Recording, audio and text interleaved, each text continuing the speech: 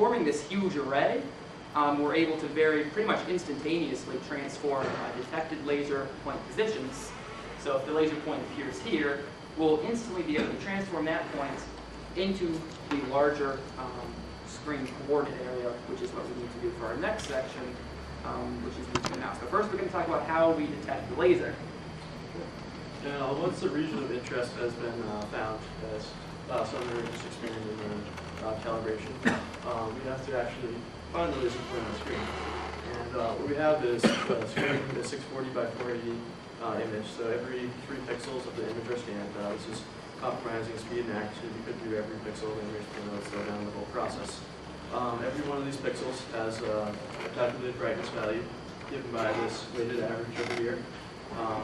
And this weighted average corresponds to the visible spectrum of the human eye and the camera. They respond very likely where the yellow and green is the most sensitive area to the eye, which is, you can see very closely looking at the laser.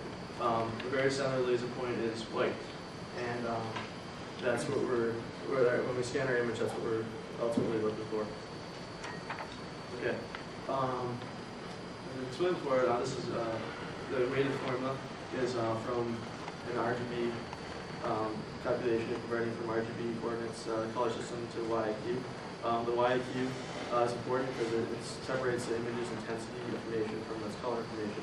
Because all we're really interested in is finding the actual most intense point in the image and determine that's the laser.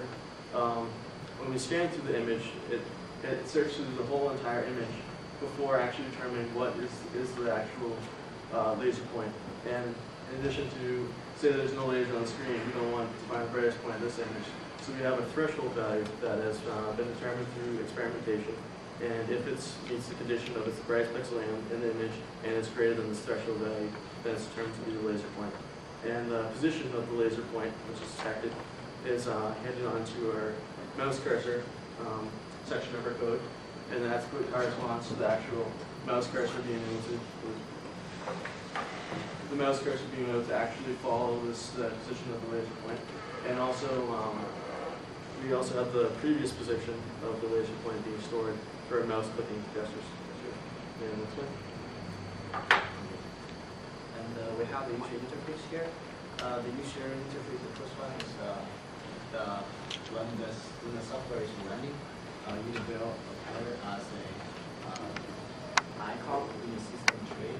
And when we right click, we have 3 functions starts downloading to the program. And also we have the calibration control. In the calibration control, we can put the IP address for the network camera. And we click on the automatic calibration first when the software is running. And the laser, and we have also mouse click interface, which is we will explain it later.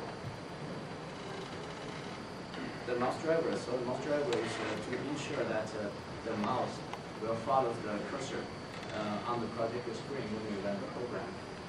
The approach to do is we create in C# we create several functions, such we use the set cursor position and climb to the screen.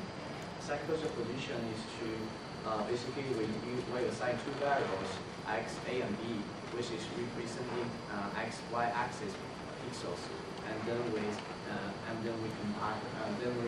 compare the value of the threshold and the user and the client to screen function is basically to convert the local area of the window into a big screen of the calibration screen projected screen.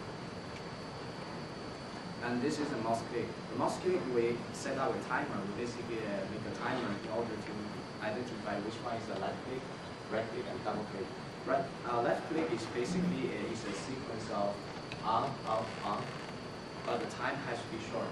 In this case, we assume that 0.1 second, between 0.1 and 0.7 seconds. And the right click is one on, off, on. But in this time, it has to be longer just to make the difference for user, for our customer to understand. And the double click is sequence of 2 at double click. And technology choice, we use the user 32 DLL. We use this because we have several functions components, such as like positions and the cycles of position and the hook line functions. Yes. And Okay. So basically what we just presented is our project, and the main uses for this originally as intended by a customer was for video gaming applications. And just right now we can use it in games which use the three splits. We have a picture up here of Minesweeper. That's just a very simple example. As you can see, it's very difficult to actually get the actual laser point into the little square. And we tested this out and it worked. And also for our testing plan, we made a little target game. So this can directly be used for target shooting gaming applications. And also professional presentations, as Alan mentioned earlier, you can use it to present. The setup of this is going to be a typical office environment or even a classroom like this. So those are the main uses of our project, and I'm sure you can find more on this. Any questions?